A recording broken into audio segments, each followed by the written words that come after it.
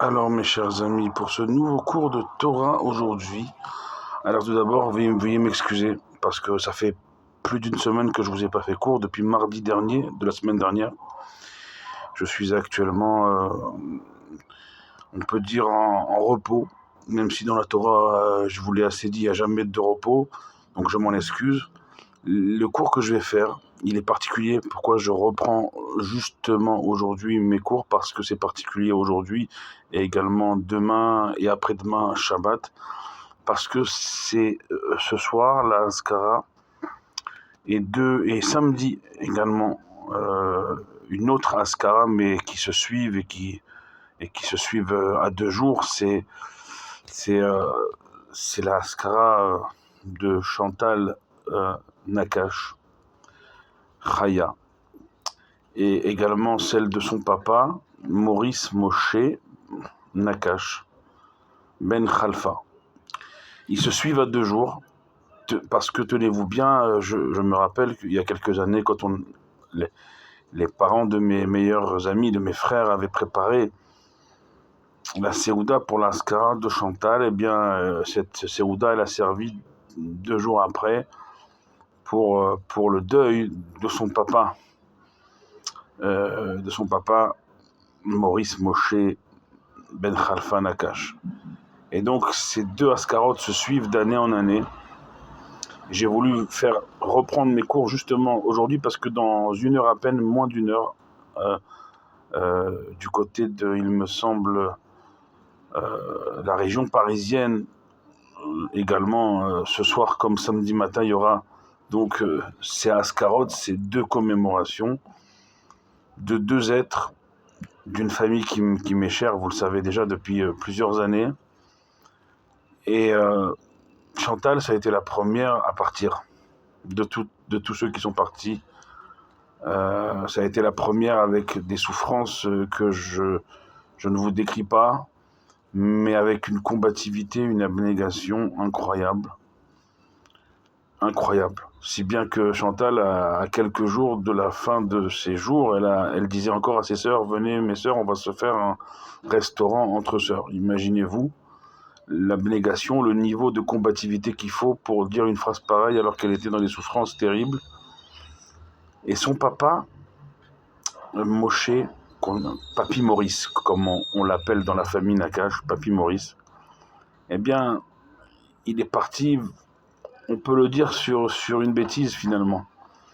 Parce qu'il il regardait un match de foot, c'était un grand amateur de football, et il allait se mettre en pyjama pour dormir après le match, et il est tombé. Et voilà, ça a été, je vous parle avec les tripes. C'est pour ça que je choisis aujourd'hui de reprendre mes cours après plus d'une semaine d'absence, parce que je me dois d'être présent. Et c'est le mot que je répète à chaque fois que je fais cours pour un disparu, pour un défunt. Je me dois d'être présent pour une famille qui est ma famille, qui est pas ma deuxième famille, c'est ma famille. C'est ma famille que j'ai toujours considérée, que j'ai toujours essayé d'être là, d'être présent. Il se trouve qu'actuellement, je ne suis pas à côté d'eux, mais mon cœur est avec eux ce soir, comme samedi matin. Donc c'est pour ça que je voulais, avant Shabbat, donc on est jeudi soir, avant donc l'Askara qui va avoir lieu dans moins d'une heure, et l'autre Askara qui aura lieu samedi matin, je voulais leur dédier ces quelques mots de Torah, bien sûr, mais de force, de soutien, je l'espère, de mon cœur à leur cœur, de réconfort, parce qu'aucun mot, bien sûr, ne pourra remplacer, pour les enfants de Chantal, leur maman, comme aucun mot ne pourra remplacer pour les enfants de Papy Maurice, toute la famille Nakash, leurs enfants, leurs petits-enfants, voire même leurs arrière-petits-enfants, à Papy Maurice et à Mamie Rosette, son épouse. On peut citer, il faut citer, c'est pas on peut, il faut citer aussi Colette, Clara, Batrivka, il faut citer aussi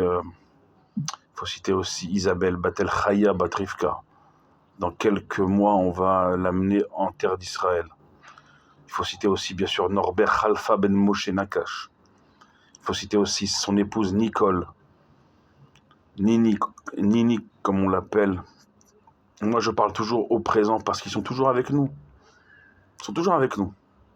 Tous ces personnages que je viens de citer sont toujours avec nous. Et très bientôt, avec la venue de Mashiach, comme je vous le répète à chaque cours, nous les reverrons tous debout vivants à la résurrection des morts pour ne plus jamais les quitter. C'est très proche d'arriver, je le répète aussi, mais on vit des semaines, des mois, depuis plus d'un an, depuis le 7 octobre, qui sont plus que particuliers pour notre peuple. Et les signaux sont tous là. Les signaux, je ne vais pas parler d'actualité dans ce cours. Le cours, il est pour l'élévation de leur âme, de Chantal, Chaya et de Maurice Moshe, tous les deux Nakash. Et je veux pas parler d'autre chose que de leur mémoire, que de leur personnalité incroyable. Le mot de la famille Nakash tout entière, c'est combativité. C'est des combattants. C'est des combattants jusqu'au bout. Jusqu'au bout, et je peux en témoigner. J'ai eu le privilège et l'honneur de faire partie de cette famille. Et encore aujourd'hui, voilà, ça ne s'explique pas en mots. Et il y a quelque chose dans les parachiotes que nous sommes en train de traverser qui me fait écho à ce que je suis en train de vous dire. La paracha la semaine dernière de Béchalach, c'était la sortie d'Égypte, la traversée de la mer. Cette semaine, la paracha de Yitro.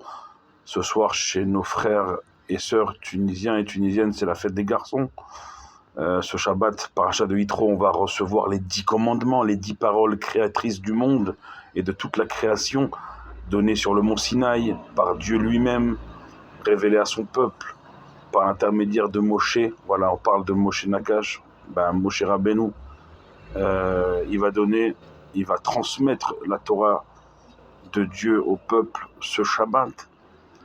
Et il y a, à tout ce que je viens de vous dire, en corrélation avec les parachutes que nous vivons actuellement, il y a une idée de Torah qui me vient, elle se résume en quelques mots. Am echad, belev echad. C'est marqué comme ça dans la paracha de Yitro, quand ils s'apprêtaient à recevoir la Torah sur le mont Sinaï. Eh bien, ils campaient comme un seul peuple, formant un seul cœur. En face de la montagne, en face du mont Sinaï, Neged Ahar, dans les mots hébreux de la paracha, ils formaient un seul cœur. On peut être un peuple, et on l'est, qu'on le veuille pas, divisé ou réunifié. On peut et on doit former un seul cœur. C'est quoi former un seul cœur? C'est l'air patiout, comme on dit en hébreu, c'est de se soucier du sort de l'autre, du bien-être de l'autre, de la peine de l'autre. Et c'est pour ça que toute la Torah, elle repose, comme l'a dit Hillel l'Ancien, Hillel Azaken, sur le fait d'aimer son prochain et de ne pas faire à autrui ce qu'on n'aimerait pas qu'on nous fasse. Le reste, a dit Hillel, n'est que commentaire. La Torah, c'est avant tout le cœur. Comment la Torah se termine? Par la lettre Lamed, du mot Israël. Comment la Torah commence? Par la lettre Bet, du mot Bereshit. Ce qui forme Lamed et Bet, ça forme le mot Lev, qui veut dire en hébreu le cœur. Toute la Torah est conditionnée par le cœur qu'on met entre nous, les uns envers les autres, à être présent.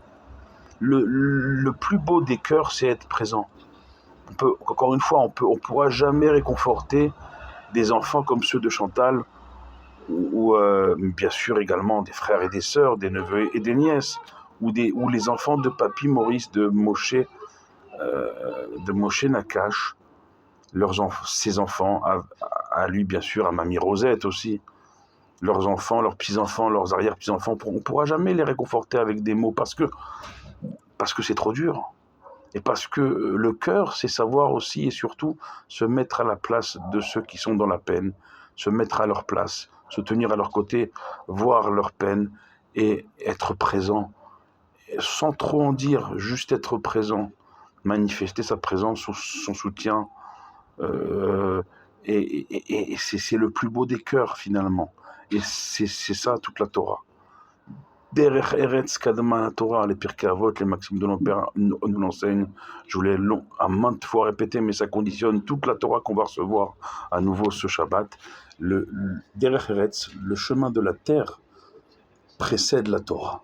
Le chemin de la terre, c'est de se rappeler que nous sommes là par ceux qui nous ont précédés et que le chemin de la terre nous invite forcément à l'humilité la plus totale et à être présent seulement le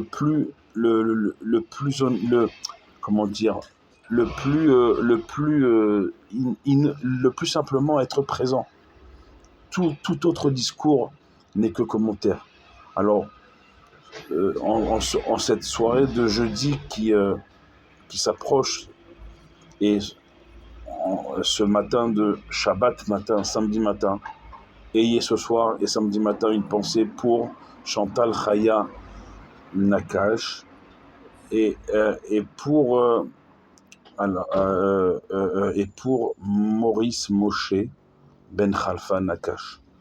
Que vous puissiez allumer des bougies pour eux dès maintenant, dès ce soir, également demain soir, avant l'entrée de Shabbat, bien entendu, pour les deux, de lire des psaumes pour les deux, tout ce que vous pourrez faire, comme présence, comme attention, comme cœur, vous sera gratifiant. Et j'adresse, de là où je me trouve, à toute la famille Nakash, pour Chantal comme pour Papy Maurice, tout mon cœur, tout mon soutien, toute ma force. Je vous aime et envoyez-leur tout votre amour. C'est une famille extraordinaire que je bénis de tout mon cœur. Shabbat Shalom, Baruch Adonai Leolam, Amen ve Amen.